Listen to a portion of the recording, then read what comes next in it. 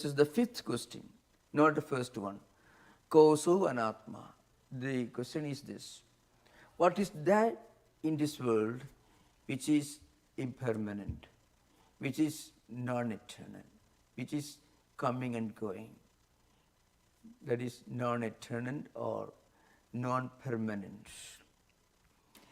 In answer to this, the teacher begins his answer. His answer is simple. Our gross physical body, our subtle body, and our causal body, these constitute the impermanent or the non-eternal. This is the background. In this body, the physical body comes and goes, it changes every minute, every cell undergoes changes. So it cannot be called eternal. It is impermanent, of course. And then the subtle body. The subtle body consists of 5 senses of perception, 5 senses of action, then 5 pranas, pancha pranas, then 5 subtle elements, pancha sukshma bhutas, and mana, buddhi, chitta, ahankara, avidya, kama, karma. These are the different elements that constitute the subtle body. If somebody asks the question, what is it, the subtle body? It's simple. It's our real personality. If you look at a person, and if you look at him, if you interpret him as just a physical body, 6 feet tall, 120 or 100 kilos weight, and in black or white or brown or whatever it is. These are all related to his physical body. But there is a real man or real woman behind this body, which is not the body. When you live with him for some years and we recollect him, not physically, but what kind of person he was, what was his character, not the physical characteristics. There are people who are still remembered, who are glorified, who have influenced civilizations and cultures. We remember them not because of their physical size or color or anything, but because of some of the ideals that they lived for, that they represented, some of the great principles they practiced, some of the values that they cherished. For that we remember these great men. Maybe physically they were not very attractive.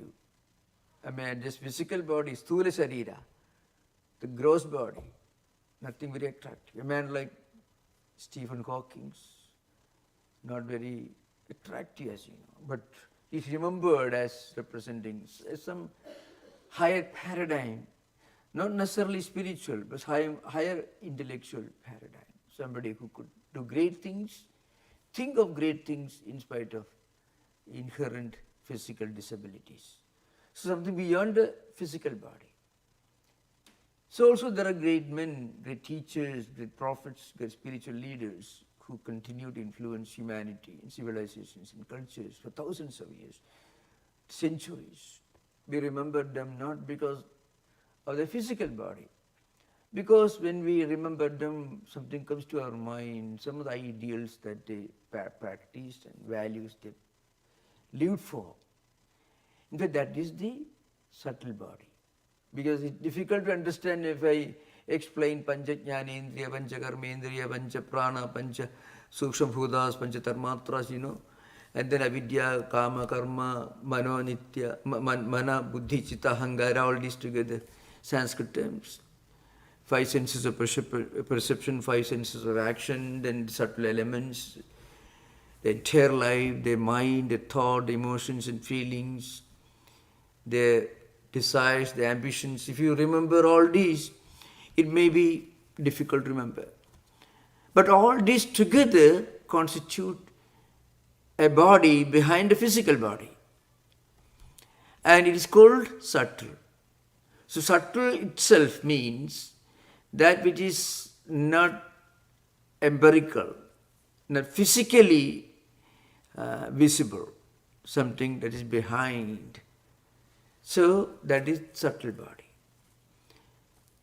And then there is another higher dimension to a personality. Our strong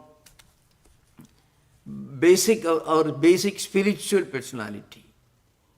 You don't remember an average human being the way you remember a great spiritual teacher who continues to inspire people all over the world. It's a different kind of personality because they have a different perception of their own personality as to what they were.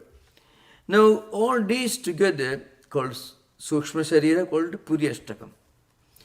Now, we discussed all this. What we are discussing right now is a different topic. We are discussing Karana Sharira. Karana Sharira is in the form of avidya. In the 110th verse, Abhyakta Namni, etc. begins. So those of you remember, we began the discussion with the 110th verse. Avyakta Namni Paramesha Shakti Anadi Avidya Trunatmika Para Karyanumeya Sudhyaika Yaya Jagat Sarvamidam Prasuyate. In fact, there was a request from some listeners, because we have a huge viewership, online listeners. There were 2-3 emails with a request to take every single verse of this book. So that's very important. So I will try to, maybe I will try to discuss some of the verses that we skipped as being irrelevant in that sense. So I may recollect some of the verses, I may again recapture some of those verses. So the discussion in this text begins with the 110th verse, that is the causal body.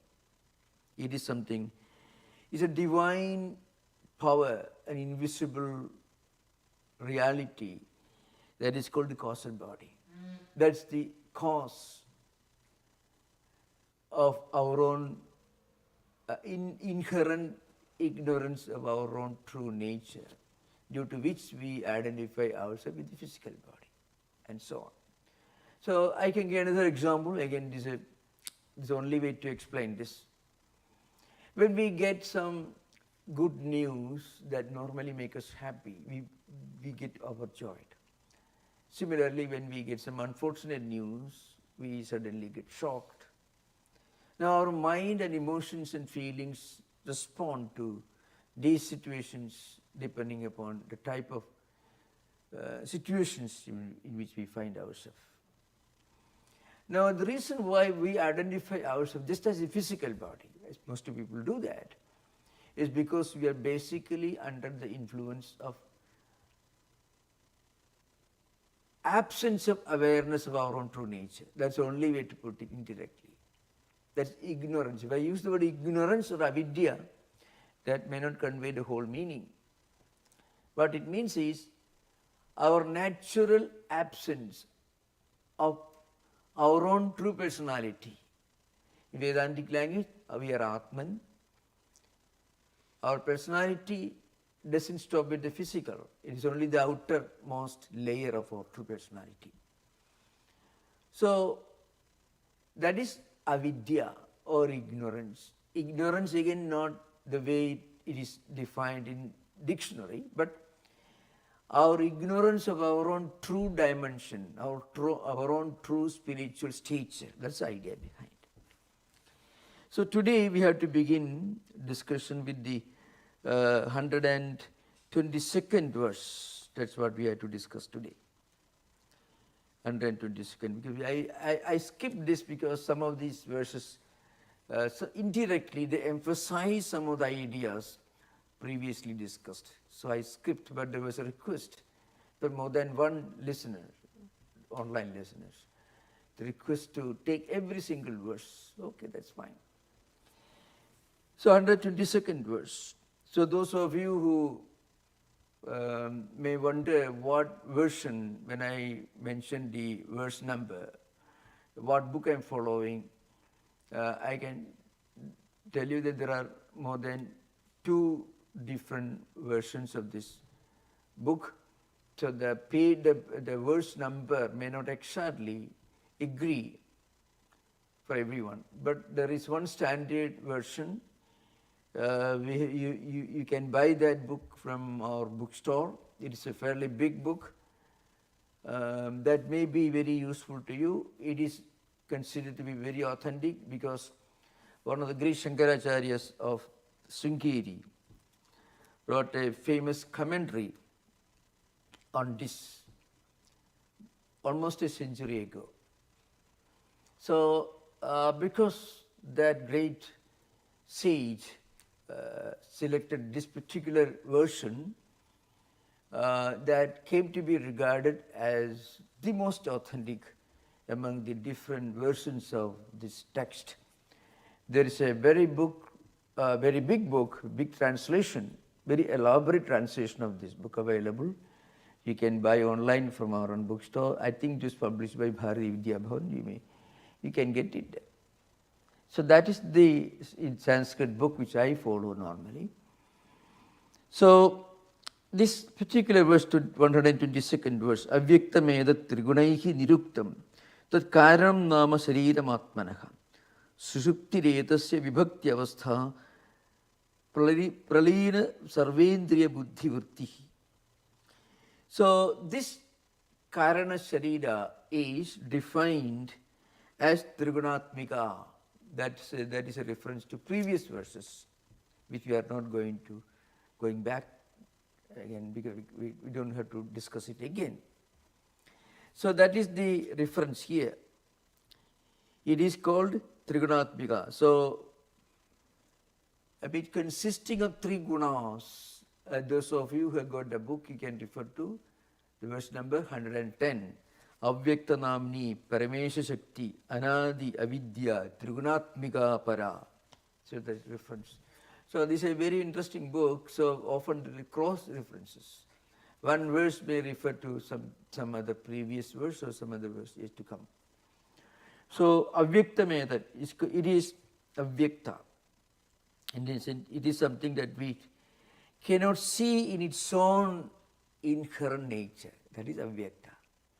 It is not so obvious. It's not so openly visible. Its inherent nature is not easy to understand. It's called avyaktam, not vyaktam. So trigunaihi, again it consists of three gunas. Again we discussed many times three gunas, sattva-guna, rajo-guna, tamo-guna.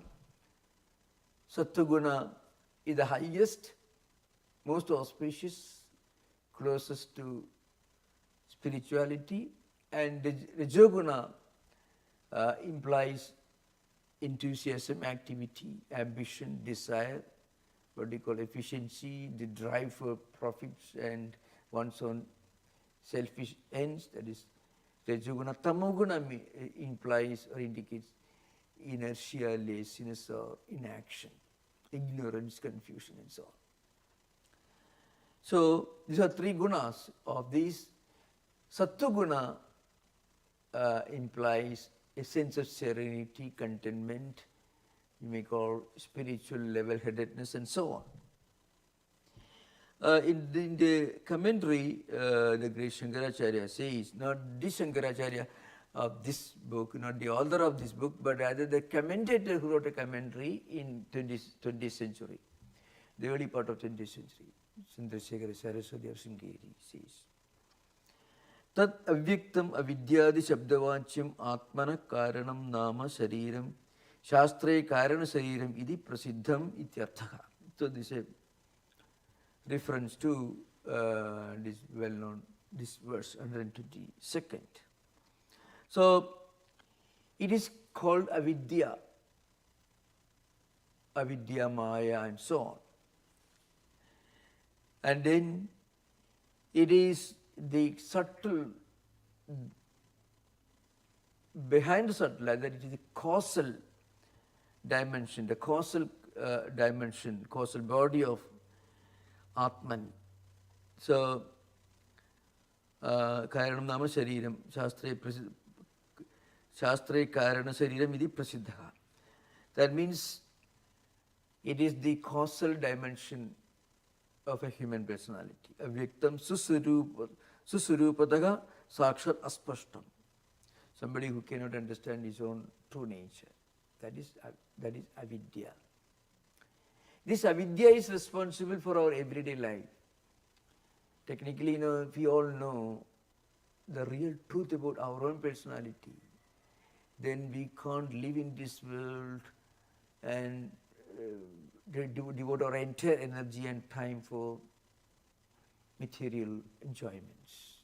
If we know about our true nature, then we won't interpret ourselves, we won't see ourselves as enjoyers of worldly comforts, because we have a higher understanding of our own personality, our true purpose of our life. So because we are not aware of our true personality, so we interpret ourselves to be what we are at the physical level, we interpret ourselves to be what we are at the mental level, we try to interpret ourselves, we try to understand ourselves to be what we are in our emotional life. So this absence of awareness is the causal dimension. That is avidya. And then there is a very important statement here. The statement is this. It is the unmanifested form. And then it is characterized by all activities of mind and emotions and feelings in deep sleep. So one important way to understand, to get an idea of this avyakta, this causal body, is to analyze our own life, our own experience when we are deep asleep, without dream. Because sushupti, it's called in Sanskrit name, means deep sleep or dreamless sleep. The sushupti is a distinct aspect of this avidya, because it is characterized by the dissolution of all activities. So how do we understand deep sleep? In deep sleep, we are not active mentally or physically. In dream, we are physically inactive, but still we will have a physical life even in dream, but that physical life takes place at the mental level. In dream also we walk. In dream also we do our duty in our office, we talk to people, we travel long distances, we suffer and we enjoy. Both happens in dream. But in dream, a physical body, sthula sharira, is not involved. But normally what happens, a normal person normally counts his life only in terms of his life in the waking state, which is technically, factually wrong, even in terms of mathematical precision. Suppose you live, let's say, 90 years. A man lives for 90 years. And the 8 hours every day he sleeps. 8 hours every day he is awake. And let us say, for understanding, for examples, for the sake of example, 8 hours he dreams, really speaking. So 8 hours he's awake, 8 hours he's dreaming, 8 hours he's deep asleep. So you don't say he lived only for 30 years. But actually his total length of time that he lived during waking state is only 30 years. The other 30 years you were dreaming. Like every day after 24 hours, 8 hours you dreamt. 8 hours you lived, did various things in the physical waking state. And 8 hours you may be deep sleep. But we actually believe, we speak in terms of living for 90 years, but actually we have waking state only for 30 years, equivalent of 30 years length of time. Other time we are not doing anything, really speaking. Our all physical activity was only for 8 hours a day. But we don't say we lived only for 30 years, we lived for 90 years. So Vedanta, interestingly, takes the other two states of human consciousness into consideration, that is dream and deep sleep. Now it is not irrelevant or unimportant. Nobody complains that he did not have dreams or did not have waking state. But if you don't have deep sleep, you complain, you go to a doctor. Because absence of deep sleep can affect the health of mind and body. It can even create very serious psychological problems, psychiatric problems. So waking state, dream state and deep sleep state, these are equally important. What this particular verse tells you is, Sushuptihi edasya vibhakti avastha pralina sarvendriya buddhivritti. So during this Sushupti state, deep sleep state, what happens is, all the activities of sense organs, that is pralina, sarvendriya buddhivritti, buddhivritti and indriya vritti, the activities of senses of perception, senses of action, and also the activities of the mind and intellect, all these, they get dissolved. So in deep sleep, you don't experience anything, because there is no duality in deep sleep.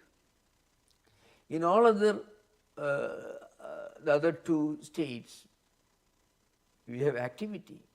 In waking state, you walk, you do many things, and in dream also, the same thing we do. Every person can experience in dream whatever he experiences in waking state. There is not one dream state or one dream experience which is totally different and distinct and removed from waking state.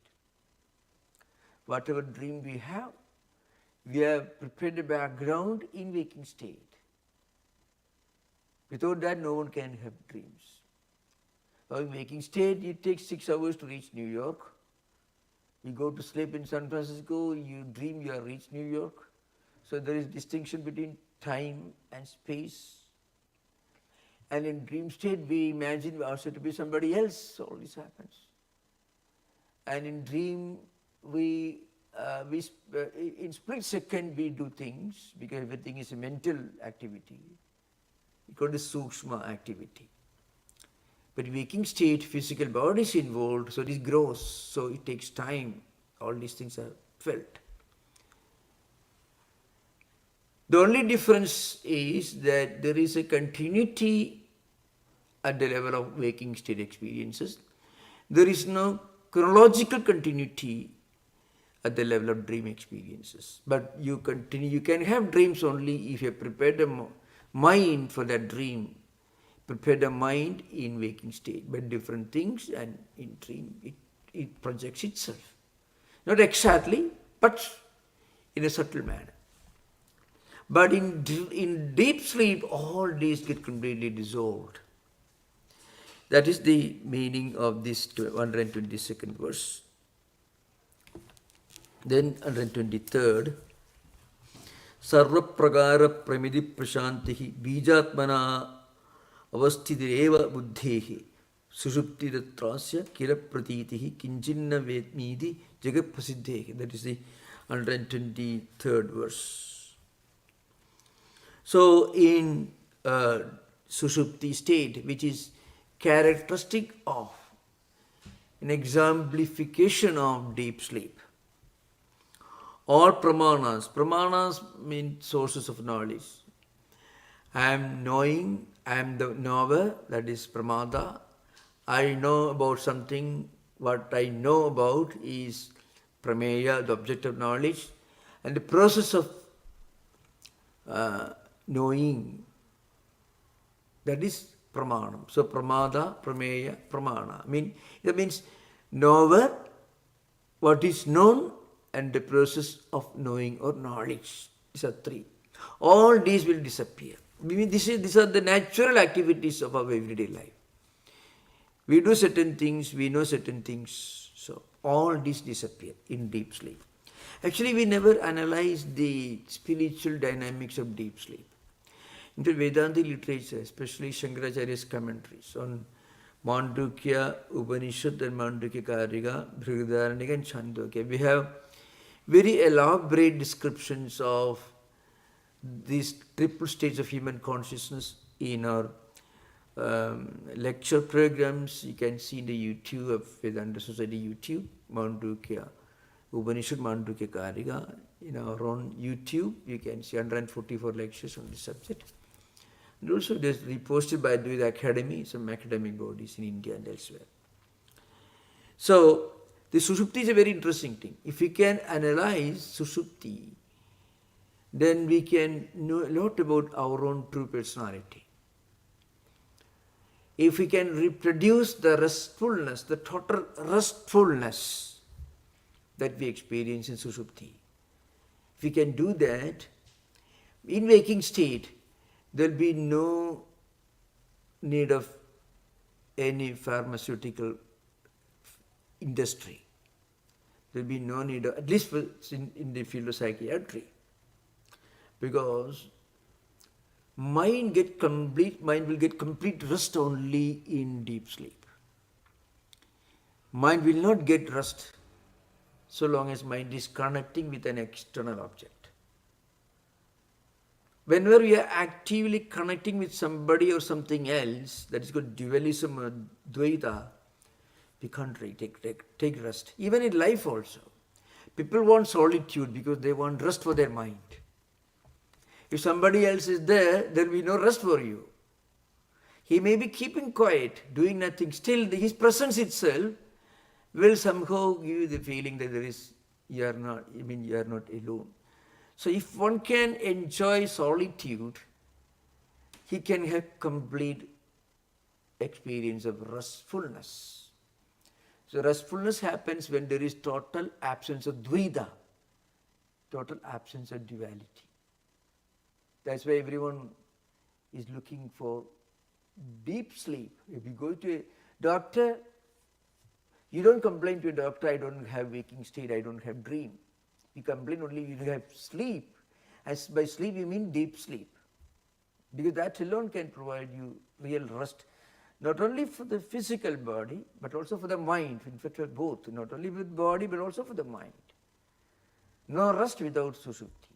And Sushupti means we are withdrawing ourselves into ourselves. We are withdrawing ourselves into ourselves. That is Sushupti. Why? All activities that connect with an external object, they get dissolved. That's the previous verse, 122nd. Sushuptihi edasya vibhakti avastha pralina sarvendriya buddhivurti. So all these buddhivurtis, all the activities of mana, buddhi, chitta, ahankara, means all the different aspects of the mental world, thoughts, emotions and feelings and speculations called mana. When you decide relative faculty, you decide to do certain things, you are convinced of certain things, buddhi, your intellect, then your memories, that is chitta, and ahankara, your own identity. I see this, I am the knower of this, I had this experience. All these, they can completely dissolve. It means you withdraw yourself into yourself. So into what is the yourself? That's your true nature. So that is why sarva prakara pramiti prashantihi bijatmana avasthitireva buddhehi. So at that stage what happens? This intellect sushupti ratrasya kila praditi.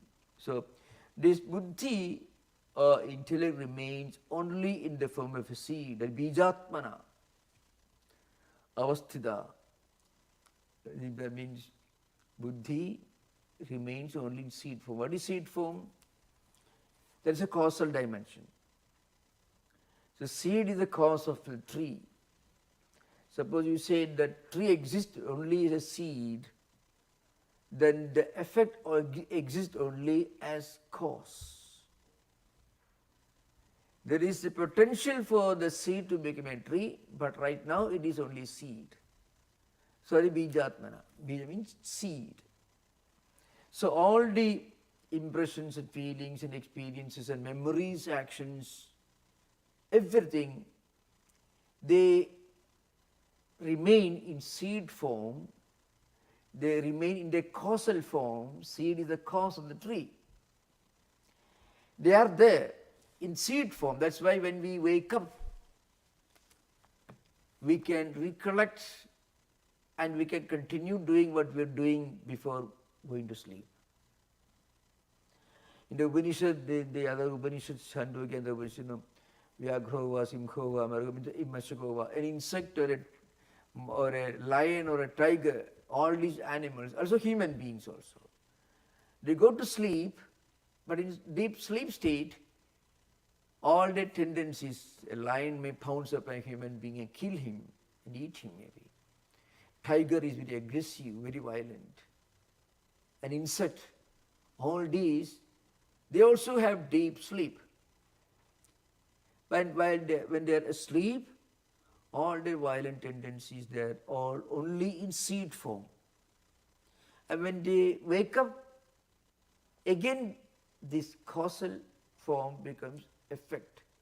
They continue their previous activities that they were doing or they were engaged in before going to sleep. Kinjitna vedmi iti jagat prasiddhehi. There is an important difference here. How do we know that we had complete restfulness in deep sleep? That's because when you get out of deep sleep, the only recollection that you're capable of the fact that you had a deep sleep, is you feel a kind of intense, inherent restfulness. Aham sukham apsam means I had a wonderful sleep. That's only way for one to recollect. I did not know anything. If you had known anything while sleeping, it is only nightmare or dream. If you recollect whatever you had experienced in sleep, that is not deep sleep. It's on susupti, it's only dream. And another thing, we can get this actual relief only from this experience. So Vedanta will tell you, there are many commentaries in Vedanta, Brahma Sutra, Brihadaranyaka, Chandogya, Mandukya, Upanishad, and Gaudapada's Karika, Mandukya Karika. We have all these classes on the YouTube, you can say. Actually, every human being gets semblances, something similar to the highest mystical experience in deep sleep. Mystical experience, what is mystical experience? It is a natural, inherent experience of serenity, bliss and joy. Now, if you get $1 billion for free in some kind of casino, we go to Las Vegas and so some people get $1 billion. Still for getting 4 hours Sushupti, deep sleep, you take pills. If you don't get deep sleep, $1 billion won't make you happy. That is, you are ready to give away $1 billion to get, if somebody can give you guarantee 6 hours deep sleep every day. Because that's something much more that you value, that's more precious, that's more important, that's vital to the sustenance of human body and mind and life. That's because that's the only time when we get back to our own spiritual home. What is spiritual home? Our own true nature, our own Atman. But that is not a permanent experience. No one can become a Buddha by getting deep sleep. No happens. But in deep sleep you get a taste of that Buddhahood. I am speaking the language of Buddhism, but that's because the same thing you find in Vedanta. If you read Buddha's life and his teachings, we have dozens of classes on the classical foundation text of Buddhism, Sutta Pedaga, Vinaya Pedaga, Abhidhamma Pedaga, and the Sautrantika, Vaibhashika, Vijnanavada, Shunyavada. Different schools of Yogachara, Vijnanavada, you have got in our foundation text of Indian philosophy classes, the Stanford Hindu Student Association sponsored program we find. So what we call nirvana is actually the same thing. Only it has a lasting effect. But in Sushupti you have a taste of the lasting effect, taste of nirvana, taste of what Upanishads called the highest spiritual experience of Jiva Brahmaikyam. Because that gives you a taste of your own true nature, that gives you enormous feeling of inherent natural restfulness. Without that, no one can live in this world. This is an important thing. Kinchinna vetmi iti jagat prasiddhehi. So I did not know anything. That's how a man who wakes up from deep sleep remembers or recollects or recognizes the fact that he had a deep sleep. Aham na vetmi. I don't know anything. I did not know. I did not know anything.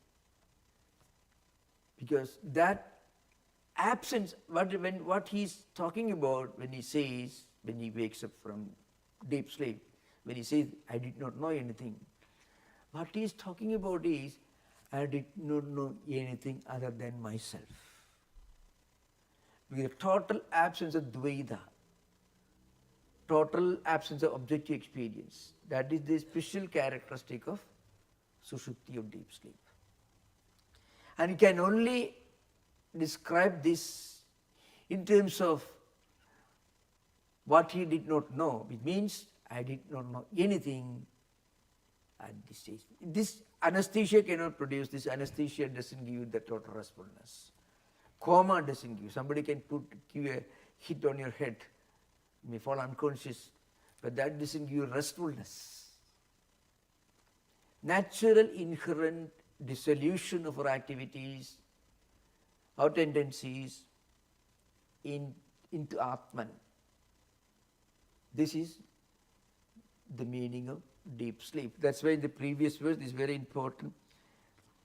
Sushuptihi edasya vibhakti avastha pralina sarvendriya buddhivurti. All buddhivurtis, all activities of mind and intellect, and all these get dissolved into that spiritual home, which we call your own true identity with your own true nature.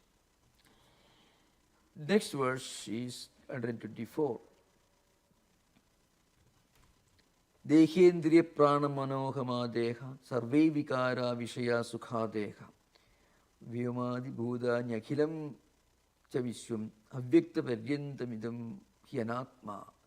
So what is anatma? What is non-atman? So this Sushupti also is anatma. It is not the same as atman, no. But Sushupti gives you a taste of the true nature. That's why in Vedanta, the most distinctive term by which you can explain spiritual experience is Ananda. Ananda can be translated, not accurately, but an approximation in English language that's possible is kind of inner blissfulness. Inherent, natural, spontaneous, inner blissfulness. That is Ananda. That's what we actually experience in deep sleep. Now here, in this verse, this says, so this body, deha, indriya, prana, mana, etc. This body, the sense organs, the breath, the mind, the sense of I, egoism, all functions, sense objects, external enjoyments, etc. Like the sky, all the entire universe up to unmanifested. All these come under the category of anatma, means the non-atman. This is not to be misunderstood or mistaken to be the anatta of Buddhism. Totally different, totally different. Here, anatman in Pali is called anatta. In the Theravada, Sutrantika, Vaibhashya systems, the Pali canonical it is called means non-Atman. Here meaning is totally different. Here Anatman here means the empirical, the transient, the non-eternal, the impermanent.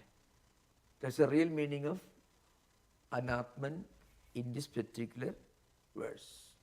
Should not be mistaken for the Anatta or Anatman of Buddhist philosophy. Totally different. Here means what is impermanent, transient, non-eternal. That is Atman. All these are within the category of non-eternal in that sense. I mean, all the visible world, everything is Anatman. So in Vedanta, there are certain ways of understanding this. In Vedanta, if somebody tells you that I am seeing an elephant, or I am seeing a tree, I am seeing a car, from the highest perspective in Vedanta, just because you saw an object, it is unreal. In the sense, it is not absolutely real. So it is vyavaharik, I mean empirical. We can only understand in this world what is empirically true. And what is empirically true is only relatively true. Only it is transient. Not absolutely unreal, but not absolutely real. If I see an elephant, it means an elephant, you see an elephant, the elephant is a living being, it was born sometime, it is not living, and naturally it will die one day.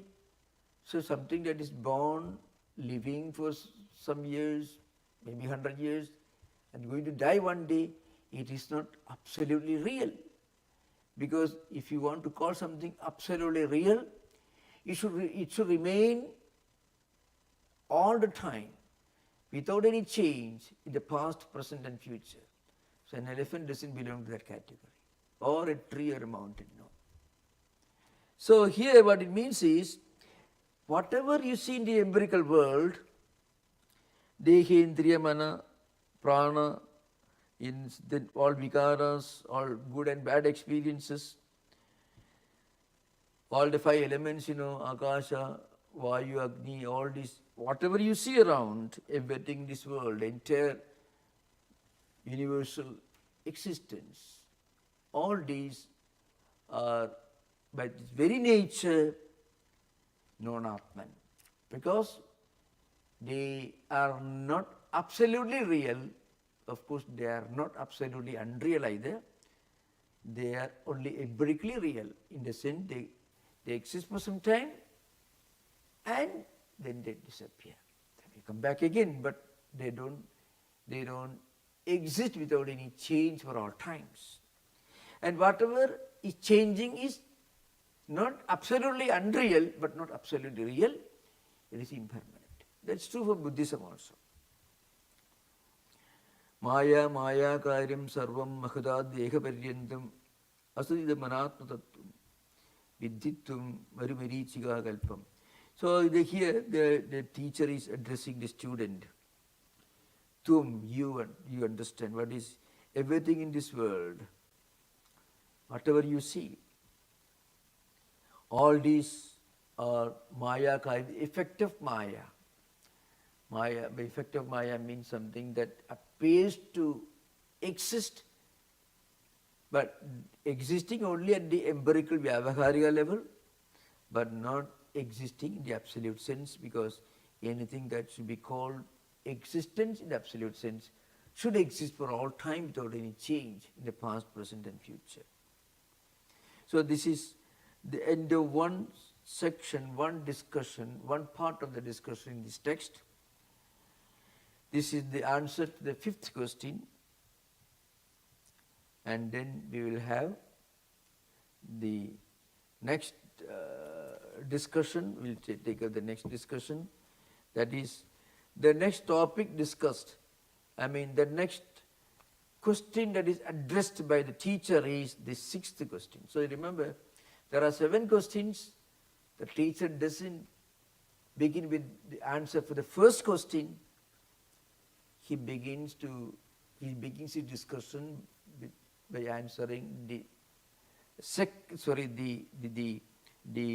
fifth question, and then he comes to sixth question.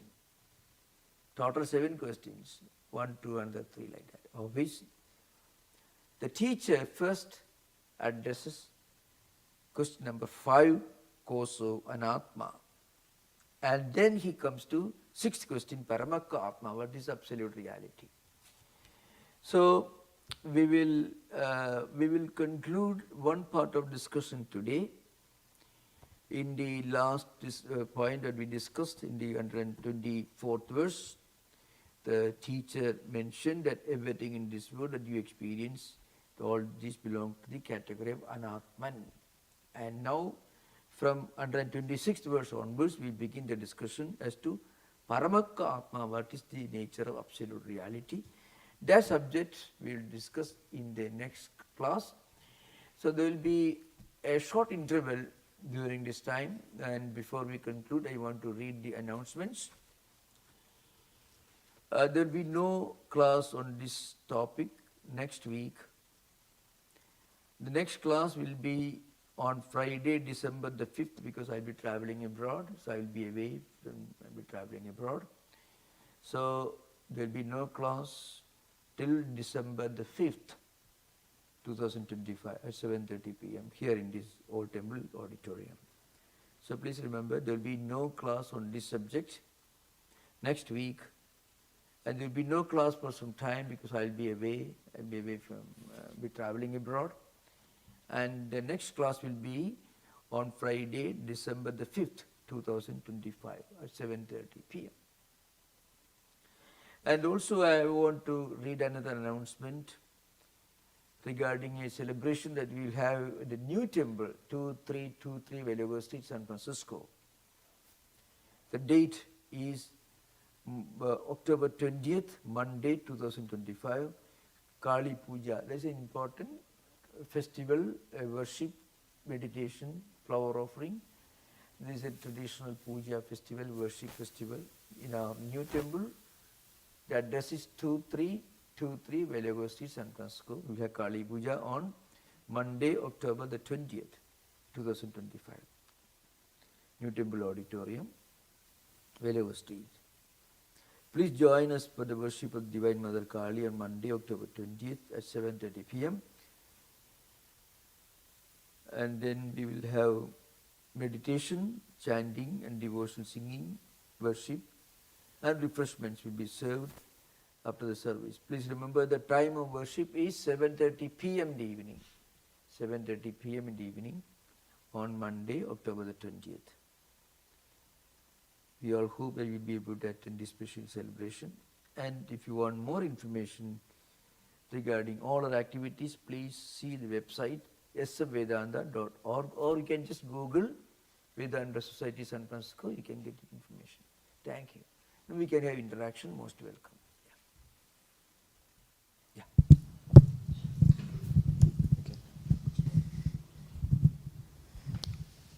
Thank you for sharing this, Swami. Very helpful. One question that arose, you had stated in the early part of the lecture, by preparing the mind in waking state, problems can be resolved in the deep sleep state. I'm curious what preparations in waking state can be done in order to begin to access the deep sleep state. So, whatever we do in waking state in normal life, our actions, not just physical activities, but even mental activity, like thought, emotions and feelings, ideas that flashing in our mind, all can produce an effect that we may not experience in waking state.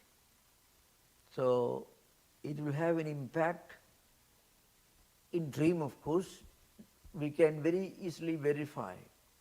We can see the direct connection between our activities in waking state and our dreams, there is, we can very easily we can verify. But how do they impact a deep sleep? That's the question. Isn't, am I right? Okay. In deep sleep also, you will not get deep sleep. That's what happens. You will get deep sleep only when you can forget all this completely. It's not easy to forget for people whose mind is disturbed. They'll be always oscillating between waking and dream. That's a problem. Dreams will not permit us to go beyond themselves. Dream will prevent us from going to the state of deep sleep. In deep, we cannot really have experience of deep sleep when mind is disturbed. So the only way to go to deep sleep, to prevent our mind from being negatively impacted by disturbances in waking state, the only way is to understand that all that we experience are impermanent. That is a fact. Technically that's a fact. But our obsession with what we are experiencing, that obsession can manifest as obsessive memories, really speaking. We can confront this problem by reminding ourselves of what we all know, but we are not able to use as a counseling material. We know all these come and go, all worldly experiences, painful experiences and also enjoyable experiences. Both belong to the category of the impermanent. And if there is a painful experience that you have, you can also remind yourself that it is impermanent. Then the pain will be reduced. We will be able to mentally dismiss this as something that comes and goes.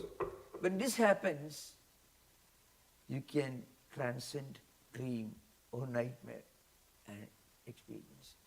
There is a philosophy comes to the aid of psychology. Problem is, modern psychology refuses to accept that we can really face or remedy psychological problems, not at a psychological level, but at a higher level that goes beyond psyche, beyond mind. Mind cannot solve its own problems, but you are always trying to solve mental problems using mind itself. Suppose you want to wash your hands because your hands are dirty or filthy.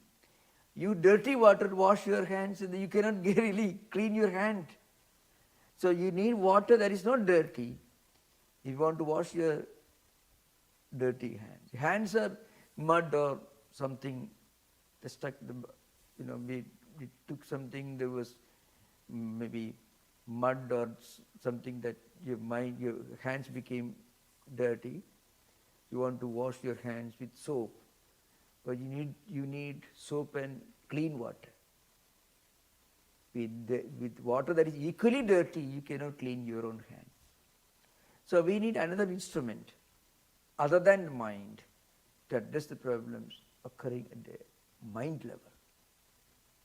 That modern psychiatry is not willing to accept. But people do admit there is such a thing, there is such a possibility. But if you admit, if you go to psychiatrist, he will not take that into consideration. That's the main thing. That's a real personality, Atman we call it, that goes beyond mind.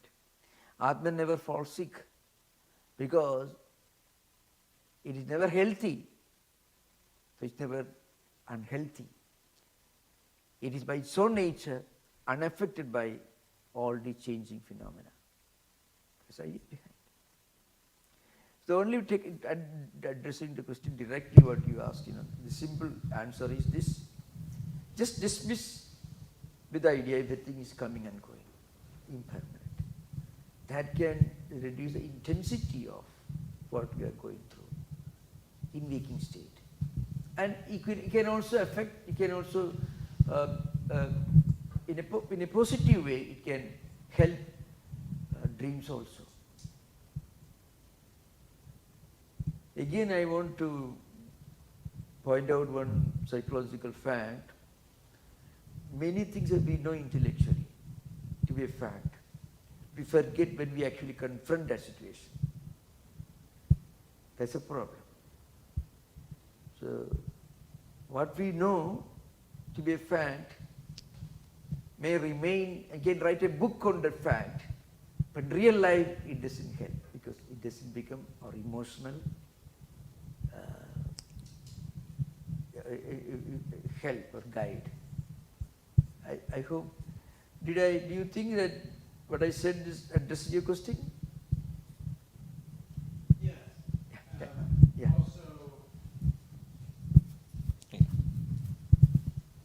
Yes, also had a question if you had any, I'm familiar with the practice of yoga nidra. Oh yeah. I'm curious if this Yeah. is one of the preparatory practices or if there are others that's as well. Yoga Nidra mostly works at the physical level. Also it has got a mental component also. See, when you focus on different parts of the body, you're slowly withdrawing your focus from mind, from your body completely. That can help. The Yoga Nidra practice should be accompanied or supplemented by the idea, the conviction that everything in this world is impermanent. That's why mindfulness works better than Yoga Nidra. If a person is seriously troubled mentally, he cannot practice Yoga Nidra. Because he wants the stability of mind to focus on something, that slowly, mentally you have to withdraw yourself part by part. You know that, you're familiar with that, is it so? You have to withdraw your body, your focus, so to speak. But if mind is disturbed, it may not be willing to, it will come back to God. But if you know, in normal situations, Yoga Nidra can help. But whatever may be the situation, the idea that everything is impermanent is a fact we know. Second point is, everything in this world is impermanent, is a fact. It is not a myth. It is not a tool for a counselor. Very often, you know, psychological, psychiatric people, they have to make you believe in certain things which your mind is not willing to believe. Your mind may resist, so the effect will be less.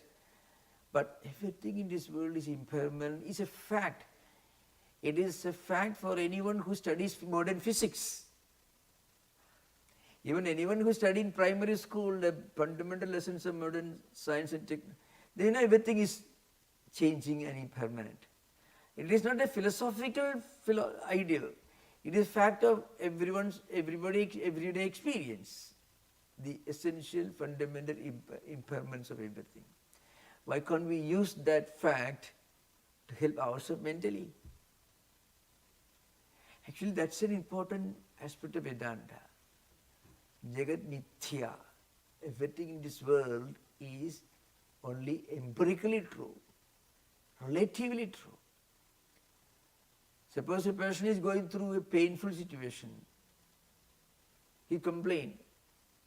But you ask him, you have some wonderful, enjoyable experience also sometime in the past. He will say, yes. That's gone. That's why you're unhappy now. So this unhappy situation also may one day change. It's a fact. But our mind is not willing to accept that.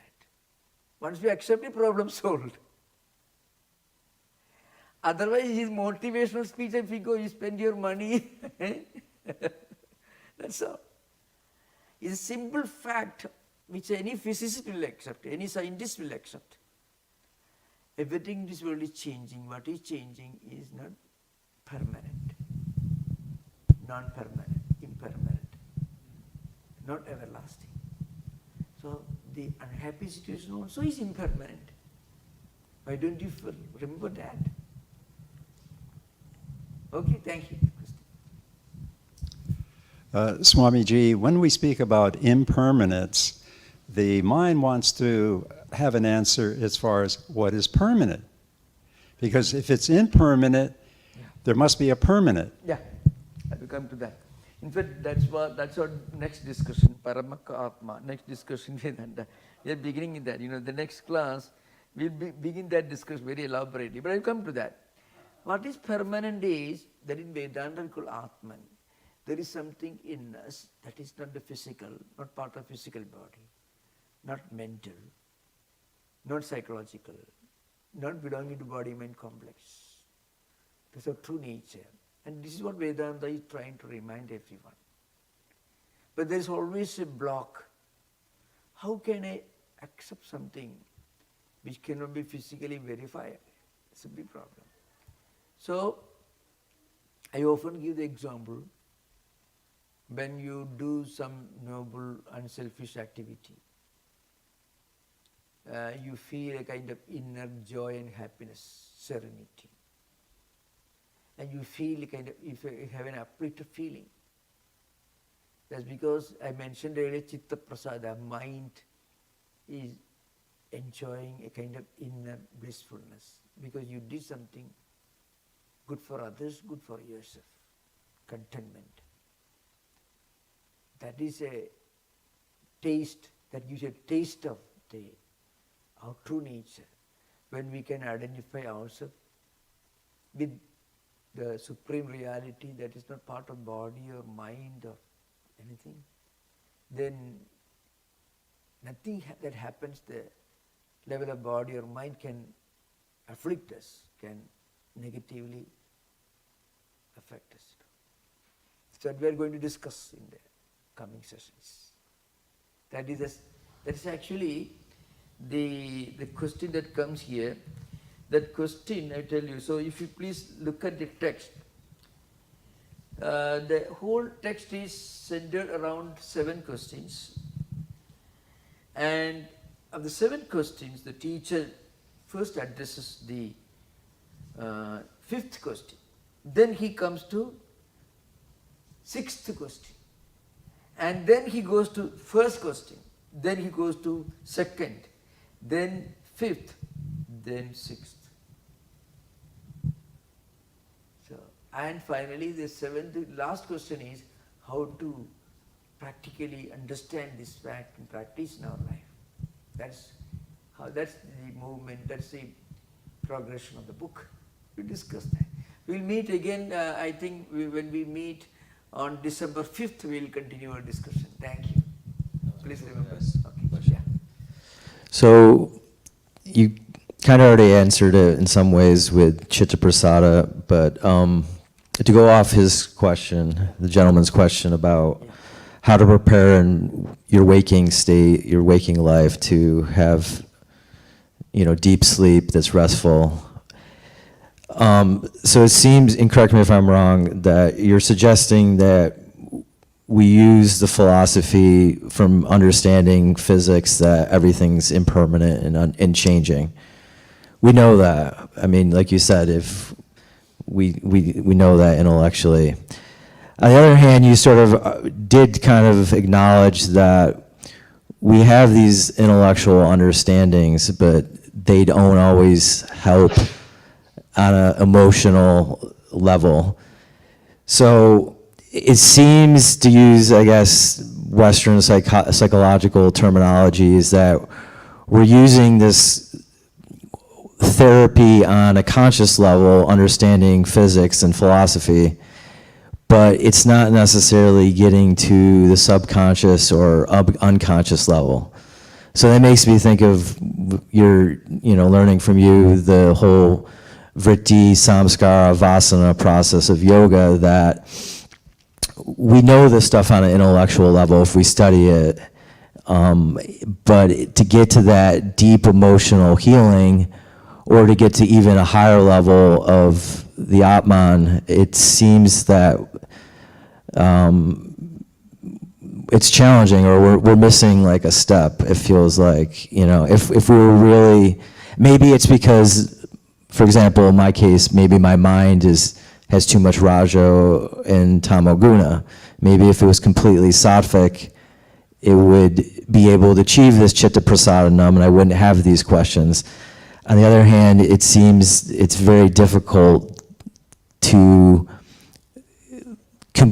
live in a state of complete sattva, especially in modern times. It's like that one thing you talk about, the ball, it drops down, it drops down. It seems it's easy to drop down with gravity, but it's hard to go up. And when you go up sattvically, just speaking from personal experience, you go through periods where you feel like you're making progress, and then unfortunately sometimes the ball drops back down again. So it gets a little frustrating, to be honest. So anyways, I mean, it seems like what you're saying is true, but it seems to be quite frustrating process. Yeah. Now I tell you, if you don't mind taking your own case, see, you walk long distance up and down just to attend this class, and you yourself said that after taking interest in this subject, whole life underwent a change. You know what really happens? When we even take an academic interest on some higher thinking that goes beyond the worldly empirical things, our mind, we are generating additional, we are giving our own mind some additional nutritious food.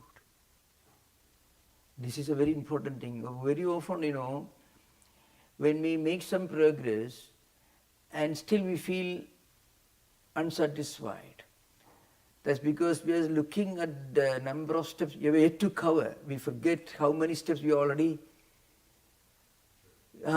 climbed up. There are many steps that we have already climbed up that we forget, and we are still looking at the long flight of steps ahead of us. So you find in real life this actually happens. Even taking an academic interest on some of these ideas accompanied by some activity. Both should be there, some kind of activity. Often I mention, you mentioned Chitta Prasada. Chitta Prasada is a direct result of some creative, constructive activity that we do.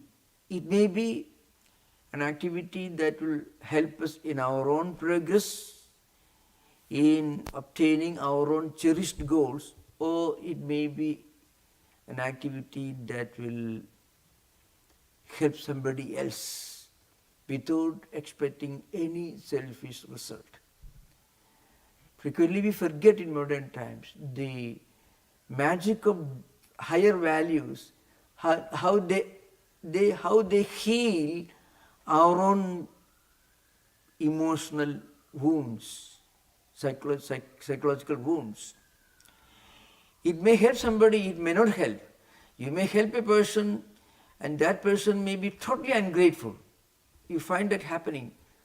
But you find you are benefited. Because just like you're putting a bandage on your own mind, really speaking.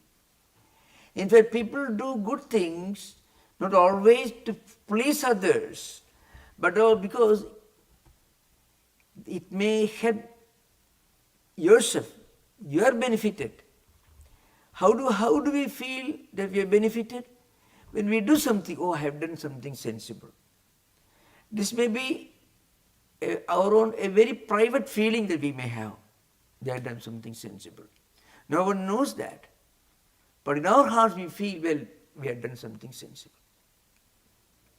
That's what you find in the life of great scientists. I'm not talking about sages and saints and philosophers. I'm talking about people who are very worldly in the ordinary sense. I mean, they did not go to a church or a temple, did not meditate. But you find great musicians, artists, scientists, when they took up a higher goal in their life, went working hard for that, they got something in return. Or not always with profit, for some higher ideal they worked. That's why spiritual activity or religious activity need not necessarily begin in a temple or a church. It can begin in the privacy of our own heart when we do something sincerely. When we engage in any positive activity, it heals the wounds of the human mind. But people are not willing to do that. The problem in modern times, when you do something, you always plan, how am I going to do it? What is going to be the benefit? In what way I am going to be benefited by this? So long as we keep judging everything on the basis of immediate utilitarian purposes and benefits, there will be no peace of mind. Peace of mind comes only when you can do things without a second thought, without a thought of how it is going to benefit you. That's why, the richest, most successful businessman may be the unhappiest man in the world. Frequently you find very successful, very rich people who have made a lot of great things in their life. In their private life, they're absolutely miserable. That's what you find. And then they find the inner pull of the mind, start a foundation for some charitable, and they feel a little joy. Because any unselfish, noble activity generates spiritual energy. And that heals the wounds of the mind. If we can't know, if I do something should be immediate benefit, then we are doomed to live a restless, unhappy life. If we are prisoners of this strong utilitarian obsession. So thank you. We are hoping to meet you all on Friday, December the 5th, 7:30 p.m. here. Om Shanti Shanti Shanti Harihi Om Tat Sat Sri Ramakrishna Pranamastu.